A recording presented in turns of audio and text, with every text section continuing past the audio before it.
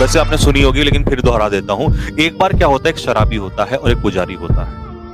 शराबी और पुजारी में आपस में ठन जाती है कि हम भगवान को प्रसन्न करके रहेंगे। शराबी गाली देता है, शराब के नशे आपको पता ही है वो कैसे कैसे देते हैं, ठीक है। और पुजारी कहता है, हे मूर्ख बालक, तू ये मदिरा पान का सेवन करके और तू मुझे ये करा इस तरीके से। शराबी कहता है, चल क्या बात है, भोलेनाथ को प्रसन्न मैं करके रहूंगा। पुजारी कहता है चलो देख लेंगे। तो गांव के उस पार क्या होता है, मतलब गांव के बराबर में एक नदी होती है और नदी को क्रॉस करके भोलेनाथ का वहां पर शिवलिंग होता है। उस शिवलिंग पर जल चढ़ाने के लिए दोनों रोजाना जाते हैं, ठीक है। भोलेनाथ को जल चढ़ाने के लिए पुजारी जाता है नदी को पार करके।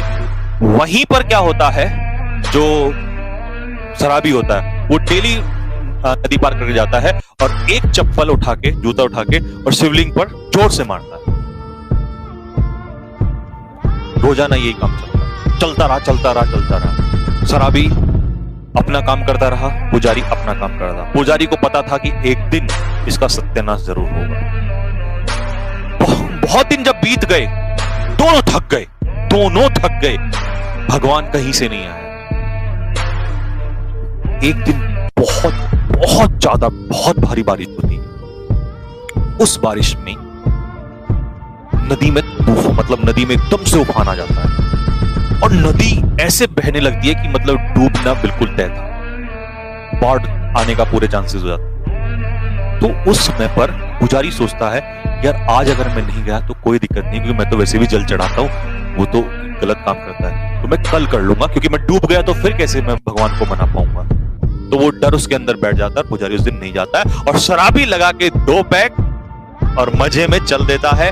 और उसी दिन भी वहां उसी समय जाता है, नदी में कूदता है, उसे कोई फर्क नहीं पड़ता और नदी में कूद के उसे पार करता है। उसी दिन जूता मारता है, उसी दिन भोलेनाथ निकल के बाहर आ जाते हैं। आलोक निरंजन बेटा।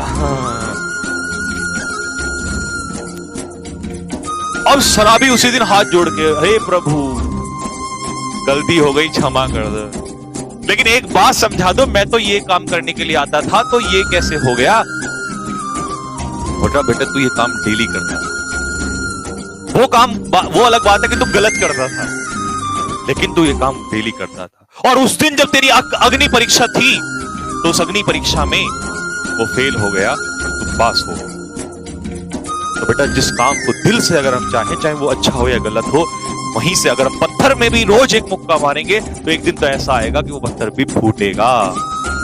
तो जिस काम को कर रहे हो निरंतर करो, लगातार करो। ऐसा ना हो कि बस एक दिन सर आज नहीं, बस पढ़ूंगा, आज संडे है, आज नहीं मेरे को पढ़ना, कोई दिक्कत नहीं है, संडे कोई तो नहीं है। अरे 12 दिन में से एक दिन निकल जाएगा, वो एक दिन में जो टॉपर बच्चा होगा या अच्छे बच्चे होंगे वो उस दिन भी पढ़ रहे होंगे। हर एक घंटे की कीमत है, हर जगह टाइम की कीमत। जैसे मैं तुम्हारा टाइम वेस्ट कर रहा हूं, नहीं करना, सॉरी। तो इसीलिए टाइम इंपॉर्टेंट है, जाके पढ़ो, रिवाइज करो, आपके लिए बहुत इंपॉर्टेंट है, ठीक है। मिलेंगे जल्दी आप लोगों से, मोटिवेशन वाली वीडियो में लाता रहूंगा, आपको मोटिवेट करता रहूंगा। और